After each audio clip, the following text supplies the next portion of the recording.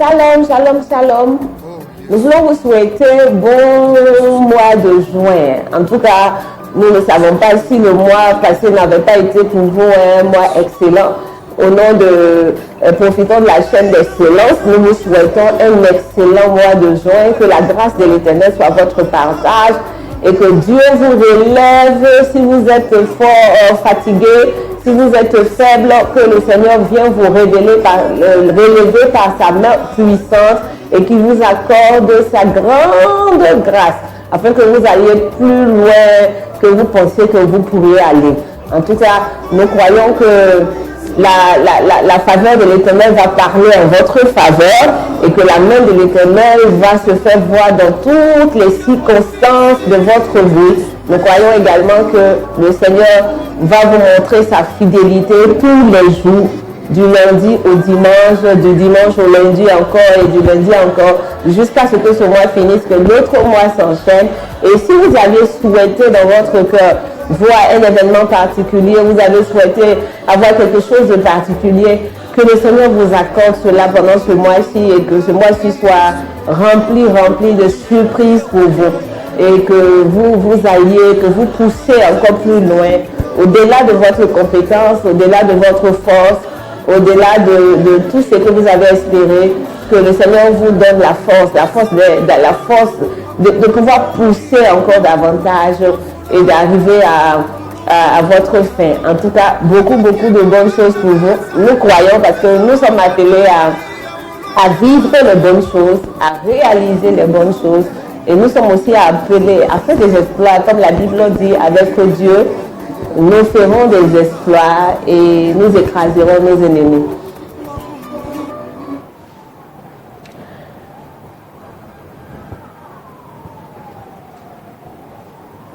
Ce monde est loin d'être parfait. Les gens peuvent être délibérément ou accidentellement cruels. Très souvent, cela dépend du fait de qui nous sommes et de ce que nous sommes. Alors, lorsque le moral n'est plus sous le talon, l'estime de soi prend un coup. Et la vulnérabilité n'est jamais très loin. Je voudrais encore vous saluer dans le nom puissant de Jésus. Et je crois dans mon cœur, que la grâce de l'Éternel soit avec vous tous les jours, parce que vous savez, on en a besoin de la grâce de l'Éternel. On a besoin de cette grâce pour nous lever le matin. On a besoin de cette grâce pour agir, pour mouvoir. On a besoin de cette grâce pour que l'Éternel nous envoie à un autre niveau. Je suis l'évangéliste Nafi Djarasuba d'Esther Ministry. Et merci d'être avec nous à cette chaîne d'excellence. Merci également de nous donner votre fidélité et j'espère que vous seriez bénis. Alors, le thème que nous allons voir aujourd'hui, c'est un thème vraiment particulier, un thème qui me tient à cœur. Et ce thème va parler de notre identité en tant qu'enfants de Dieu, de qui nous sommes, de qui nous représentons pendant que nous sommes encore sur cette terre et jusqu'à ce que nous soyons enlevés. Et nous allons prendre donc 1 Pierre 2, le verset 5. Il dit, et je lis la parole de Dieu, il dit, et vous-même, comme des pierres vivantes, édifiez-vous pour former une maison spirituelle, un saint sacerdoce, afin d'offrir des victimes spirituelles agréables à Dieu par Jésus-Christ. Car il est dit dans l'Écriture, voici je mets en Sion une pierre angulaire. Je mets en Sion une pierre angulaire, choisie, précieuse. Et celui qui croit en elle ne sera point confondu. Alors, je voudrais vous dire que c'est une autre version. Si vous avez la version Louis II, mais avec une autre translation. Et cette version dit que vous êtes donc des pierres vivantes. Des pierres vivantes. Vous êtes des pierres vivantes. Vous êtes donc une génération révélée. Une génération révélée. Et c'est cette génération révélée qui va manifester la gloire de Dieu. Une génération révélée, pas une génération sacrifiée, révélée qui manifestera la gloire de Dieu. Alors, Christ en nous, l'espérance de la gloire, on l'a dit, hein? Et la révélation de la gloire de Dieu demande à ce que nous sachions déjà, comme je dis toujours, le Dieu que nous adorons. Le Dieu que nous adorons. Donc, Christ en nous, épiscologiquement, c'est Christ en nous, c'est l'Esprit de Dieu en nous. C'est-à-dire, l'Esprit de Dieu habite en nous.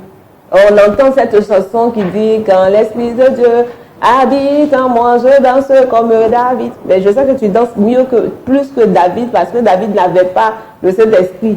Il avait donc la loi du Seigneur, il savait que le Seigneur, mais il servait un Dieu. Mais toi, tu as l'Esprit de Dieu, tu as le Saint-Esprit. Donc, du coup, Dieu réside en toi.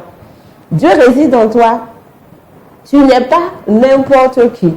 Tu es donc un sacerdoce royal à la gloire de l'Éternel. Et la Bible dit dans le livre de Actes 4, le verset 31, Actes 4, 31, il dit, quand ils eurent prié, parlant des disciples, le lieu où ils étaient assemblés trembla. Ils furent tous remplis du Saint-Esprit et ils annonçaient la parole de Dieu. Quand ils furent réunis, le lieu trembla. C'est-à-dire que l'Esprit de Dieu fait que tu as quelque chose que les autres n'ont pas. Quand les gens se réunissent pour danser dans les boîtes de nuit, dans les maquis, le lieu ne tremble pas. Mais quand les hommes et les femmes qui ont en eux l'Esprit de Dieu se réunissent pour adorer, le lieu a tremblé. Encore ça, c'est dans l'Ancien Testament. Je vous fais la part de l'Ancien Testament et du Nouveau Testament pour vous expliquer que, en fait, dans l'Ancien Testament, les hommes et les femmes qui croyaient n'avaient pas l'Esprit de Dieu. C'est Jésus qui est venu avec l'Esprit de Dieu. C'est pour ça que la Bible dit, quand Jésus est apparu, le Saint-Esprit l'accompagnait en signe de colombe. Et la Bible dit que Jean, quand il a regardé, Jean c'était quelqu'un qui avait fait déjà plein de trucs. Jean, la Bible dit qu'il se nourrissait de sauterelles, il était vraiment un prophète que les gens estimaient parce que Jean disait des choses extraordinaires. Mais la Bible dit quand Jésus vient avec le Saint-Esprit, Jean est obligé de dire que voici le Fils de Dieu, il dit celui-là, je ne peux pas toucher le courroie de sa chaussure, parce que Jean se rend compte que non seulement Jésus est mandaté, mais il est avec Dieu et Dieu est avec lui. Du coup, vous êtes donc comme Jésus. C'est-à-dire que vous n'avez pas d'excuses pour ne pas réussir des combats, pour ne pas relever les challenges, quand les hommes d'avant ont réussi. Je vous explique. Là où Jésus a réussi, vous ne pouvez pas échouer. Parce que Jésus, lui, n'avait pas l'Esprit de Dieu, vous l'aviez. Là où Moïse a réussi, vous ne devrez pas échouer. Parce que Moïse n'avait pas eu la grâce d'avoir cet esprit, mais vous l'aviez. Cet esprit qui fait que quand vous priez, le lieu tremble. Le lieu tremble. Donc, vous êtes donc un sacerdoce royal. Alors, si tu prenais ton temps, si vous preniez votre temps, le temps d'apprécier ce que Dieu fait avec vous, ce que Dieu veut faire avec vous, que le temps de vous désous-estimer, parce que beaucoup de personnes aujourd'hui, le problème que nous avons, c'est que nous ne croyons pas à cette puissance-là. Nous ne croyons pas que nous l'avions. Nous sommes toujours en train de nous lamenter. Nous sommes toujours en train de dire à Dieu, oh Seigneur, à quand ma victoire? Mais le Seigneur dit, cette victoire-là, je vous l'ai déjà donnée. Je vous l'ai déjà donnée depuis que mon fils est venu et qu'il a dit à la croix, tout est accompli. Elle doit être manifestée. Vous savez, si un forgeron ne travaille pas, ne se forge pas, il ne pourra pas savoir s'il est fort. On remarque cela dans la conduite. Si vous conduisez votre voiture une fois par mois ou 3 fois par mois, vous ne serez pas plus habile que quelqu'un qui conduit tous les jours, parce que la conduite, justement, c'est à force de conduire que vous pouvez arriver à être fort. Et c'est pour ça qu'on dit on devient forgeron qu'en forgeant. Alors donc, il faut que vous sachiez que la grâce est là. Il faut que vous sachiez que la force, la puissance est là. Mais il faut que vous la manifestiez. L'éléphant n'a pas besoin de vitamines pour grossir. Un éléphant, quand une maman éléphant a fait sortir son petit éléphant, elle ne va pas à la pharmacie pour trouver des vitamines pour que le petit éléphant grossisse, parce qu'elle est sûre que l'éléphant va grossir, parce que ça fait partie de leur nature. Donc, au fur et à mesure, C'est comme ça que vous avez ces bénédictions, vous avez ces grâces, vous avez cette puissance-là qui est enfouie en vous, mais que vous ne voulez pas manifester parce que vous faites trop confiance à d'autres personnes ou que vous ne prenez pas le temps de développer. Alors donc, vous n'aviez pas à regarder à votre situation actuelle. Peut-être qu'aujourd'hui, vous avez des difficultés. Peut-être qu'aujourd'hui, personne ne te respecte parce que tu n'as pas d'argent, tu n'as pas de boulot. J'ai dit à quelqu'un une fois que quand tu n'as pas encore de boulot, c'est-à-dire prends le temps que tu es en train de... où tu déposes tes dossiers dans les bureaux et tu pars et tu leur dis Jésus est capable de donner du boulot. Et quand tu vas annoncer que Jésus est capable de donner du boulot, les gens vont se moquer de toi parce qu'ils vont dire ah Jésus donne du boulot et puis toi tu n'en as pas. Et ça sera une force pour le Seigneur de t'en donner parce qu'il comprendra que malgré que tu n'avais pas de boulot, tu lui as fait confiance. Donc il viendra pour remplir cette tâche parce que le Seigneur est fidèle. Quand on dit Dieu est fidèle, il ne faut pas voir la fidélité de Dieu d'un seul côté. C'est tout ça, la fidélité de Dieu. Le fait que tu l'aimes et le fait qu'il t'a aimé et que tu lui rends l'amour et que lui, il a envie de se glorifier en toi. Alors, il faut que tu comprennes que ton engagement avec Dieu doit être sincère pour arriver à manifester l'identité chrétienne que tu as, l'identité de saint, l'identité de juste, l'identité du sacerdoce, le sacerdoce royal. C'est même pas n'importe quel sacerdoce. Un sacerdoce royal, c'est-à-dire que tu as quelque chose que beaucoup de personnes cherchent à avoir mais n'ont pas. Cette identité-là, tu dois pouvoir être intègre dans ta marche avec le Seigneur. Tu dois demander à Dieu la grâce de l'intégrité et le Seigneur va te l'accorder. La Bible dit dans le livre d'Éphésiens 3, le verset 11 à 12, il dit « Selon le dessein éternel qu'il a mis à exécution par Jésus-Christ notre Seigneur, en qui nous avons par la foi en lui la liberté de nous approcher de Dieu. » Donc Jésus vient nous donner la liberté de t'approcher du Seigneur, de Dieu. Il te donne la liberté de t'approcher de Dieu. Alors, je n'ai rien contre les camps de prière. Je n'ai rien du tout contre les camps de prière. Mais je dis souvent que beaucoup de chrétiens pensent trouver, beaucoup de saints pensent trouver Dieu que dans les camps de prière. Ils pensent trouver le Seigneur que dans l'église. C'est-à-dire que toi, quand tu ne vas pas à l'église, tu ne sais pas prier. Quand tu ne vas pas à l'église, tu ne sais pas adorer. Tu veux toujours qu'il y ait une tierce personne qui adore avec toi. Alors que le Seigneur veut que tu rentres dans son intimité. Il veut pouvoir être intime avec toi. Il veut pouvoir te voir en train de l'adorer dans n'importe quel lieu, même dans ta chambre. Comme si quand tu l'adorais au temple. Alors, si j'ai une petite anecdote. On avait un frère à l'église qui pendant l'adoration, se couchait toujours, oh là là, il se couchait comme ça. On dit, le frère, il aime le Seigneur. De la façon qu'il se couche là, tout le corps là, il amène comme ça. Chaque fois qu'il y a de l'adoration, c'est lui, il se met en genoux.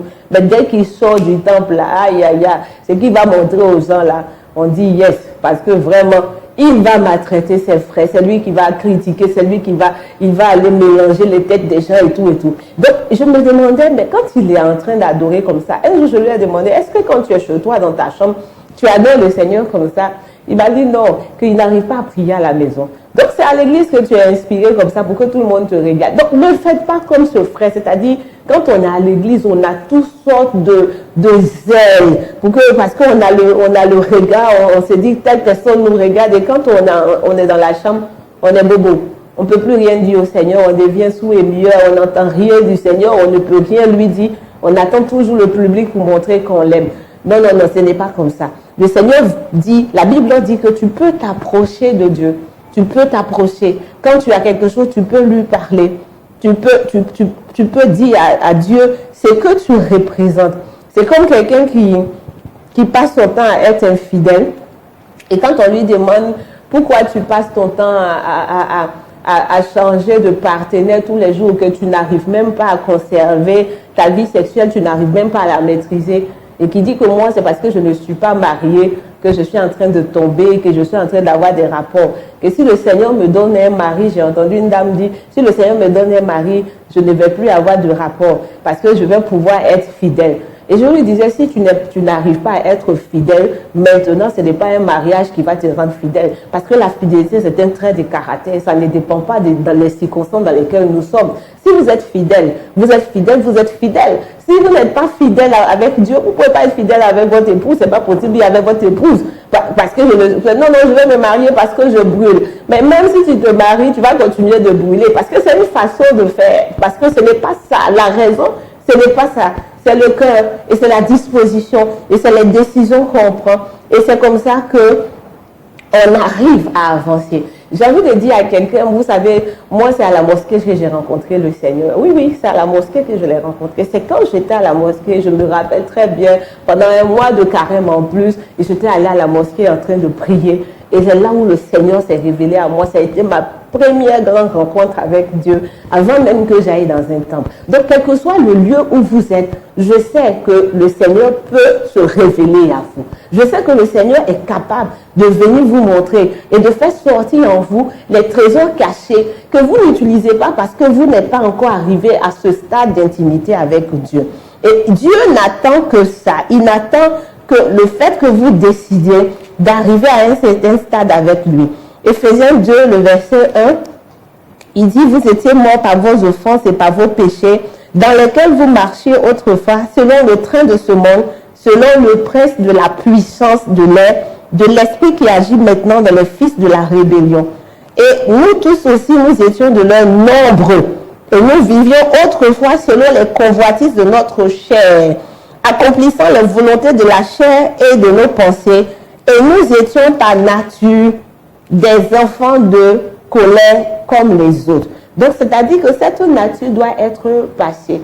Cette nature où vous étiez des fils de la rébellion. C'est pour ça qu'il faut arrêter d'être rebelle dans ta communauté. Il faut arrêter d'être rebelle face à ton leader ou face à ton père spirituel parce que la rébellion n'est pas de Dieu. La rébellion n'est pas de Dieu. Quand tu veux avancer dans un certain niveau avec le Seigneur, laisse la rébellion, laisse la colère, demande au Seigneur de t'aider. Je dis toujours demande au Seigneur de t'aider parce que ce sont des choses qui peuvent nous envahir, mais nous pouvons également demander à Dieu de nous aider. Et donc, nous devons pouvoir avancer en demandant au Seigneur réellement de nous aider. Ne laisse pas donc une épreuve te donner de douter de ta confiance en Dieu. Ne laisse pas une épreuve te donner de douter de la confiance en Dieu. Et ne regarde pas à ta situation actuelle pour prendre des décisions. Quand tu veux prendre des décisions, regarde à ce que Dieu dit que tu es. Ne regarde pas ce que tu vis maintenant. Alors, pour paraphraser ça ou pour dire, souvent vous habitez, Dieu permet que tu traverses un moment difficile et puis il t'amène dans un bidonville. Et pendant que tu habites là-bas, la voisine d'à côté, la jeune fille d'à côté commence à te faire. J'ai vécu ça avec un de mes fils spirituels qui traversait un moment difficile et qui allait habiter dans un quartier. Mais je savais que ce n'était pas son terminus parce que je savais ce que Dieu m'avait dit le concernant. Et je lui disais, tu vas avancer. Donc, il est venu me voir pour me dire, maman, je veux me marier. Je veux te marier avec qui? La voisine du quartier. Je lui ai dit, non, c'est pas possible, tu ne peux pas la prendre. Il va falloir que tu attendes un peu, que tu continues de prier, parce que le Seigneur n'a pas encore fini avec toi. Mais non, il faut que je l'aime.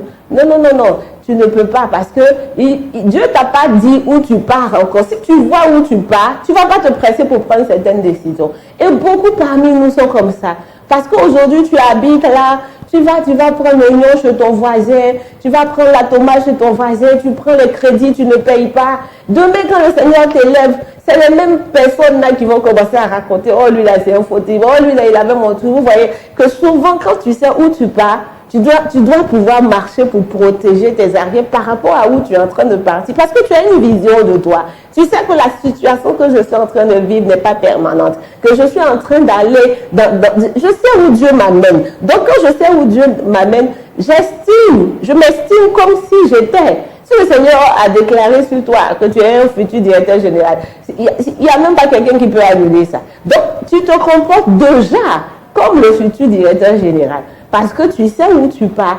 Maintenant, quand tu ne sais pas où tu pars, c'est là où tu commences à faire des choses qui ne sont pas intéressantes. Et vous savez, je dis également souvent que les Américains aux États-Unis comprennent mieux que nous souvent le sens de la liberté et de l'esclavage. Parce que eux, ils ont vécu l'esclavage, souvent les Sénégalais, les pays où il y a eu l'esclavage, où les gens étaient, ils savent ce que c'est l'esclavage. Et souvent, nous ne savons pas parce que nous n'avons pas vécu.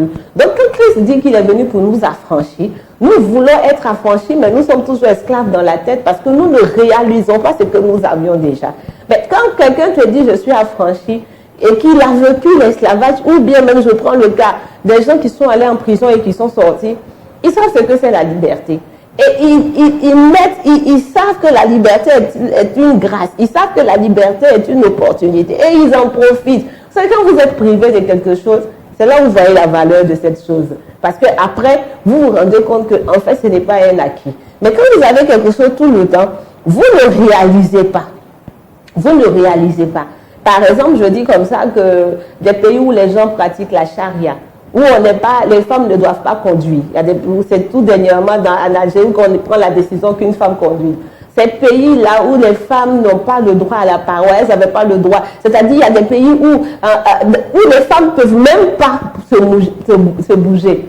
Quand les Ivoiriennes que nous sommes, ou des pays où il y a la liberté, où on peut faire n'importe quoi et qu'on se dit, oh, parce qu'on est libre, on ne peut pas avoir la même attitude face à ces femmes-là qui ont été opprimées par la loi pendant longtemps. Quand elles arrivent, elles se disent, oh, mais c'est quelle grâce. Quand elles sont dans le Seigneur, merci Seigneur, parce que tu m'as donné la liberté de pouvoir te parler. Tu m'as donné la liberté d'avancer. Tu me donnes un sentiment de liberté qui est tellement profond que j'ai envie d'être reconnaissante avec toi. Je ne suis pas reconnaissante pour les voitures, pour les villages, je m'en fous. Mais ce sentiment de liberté que je trouve, qui fait que je suis moi-même, que je peux parler, que je peux, oh alléluia, c'est tellement merveilleux. Et vous voyez, si vous n'avez pas vécu cet emprisonnement, cette oppression, où on vous dit parce que vous êtes femme, vous n'avez pas droit à ci, vous n'avez pas droit à ça, et que ces femmes-là vous regardent, est-ce qu'on sait quel est le privilège qu'ils ont? Et vraiment, il faut que nous nous réveillions et que nous comprenions et que nous saisissions la grâce que Dieu nous fait et que nous la manifestons. Je disais la dernière fois à une communauté qui m'avait invité, et le thème du message le thème de l'enseignement, ils m'ont dit, femme, lève-toi quand ta lumière arrive. Et je leur disais comme ça que c'est à quel moment vous allez finir par vous lever. Parce que ce thème-là est toujours utilisé, mais les femmes sont toujours en train de dormir. Lève-toi quand ta lumière arrive. C'est la manifestation. Il faut manifester. La lumière peut venir, elle peut vous éclairer. Mais si vous ne manifestez pas, vous ne saurez pas que vous êtes éclairé. Vous ne saurez pas. Donc, lève-toi, c'est la manifestation de la grâce de Dieu. En tant qu'enfant de Dieu, un peuple révélé, c'est-à-dire vous vous révélez au travers de votre talent. Si vous vendez de la loco, vous devez être la meilleure vendeuse de la loco du quartier. Savoir recevoir les clients, savoir leur parler. Le piment doit être différent. Si vous êtes DG d'entreprise, vous devez être une meilleure DG qui s'occupe de ses employés, qui sait demander même au gardien, comment ça va? Ça va à la maison? Est-ce que ta femme va bien?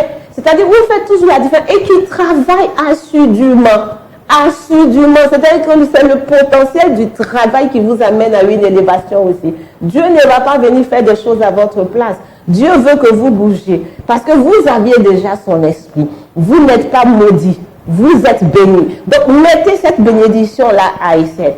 Alors, la révélation appelle le mystère appelle la manifestation, ne l'oubliez pas. La délivrance et la croissance spirituelle vont ensemble.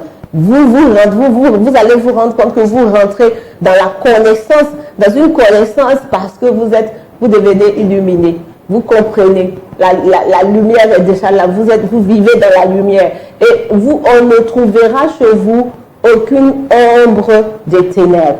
Je vais déclarer sur la vie de quelqu'un que la lumière du Seigneur, la manifestation de la grâce de Dieu soit dans tous les compartiments de ta vie. Tu vas échouer. Ton échec ne veut pas dire que tu as fini. Ton échec veut dire que tu vas apprendre, que tu vas avoir de l'expertise pour pouvoir encore aller de l'avant. Tu vas manquer ton but, c'est-à-dire tu vas manquer un objectif que tu voulais atteindre. Mais ça sera pour te dire que tu n'étais pas bien préparé.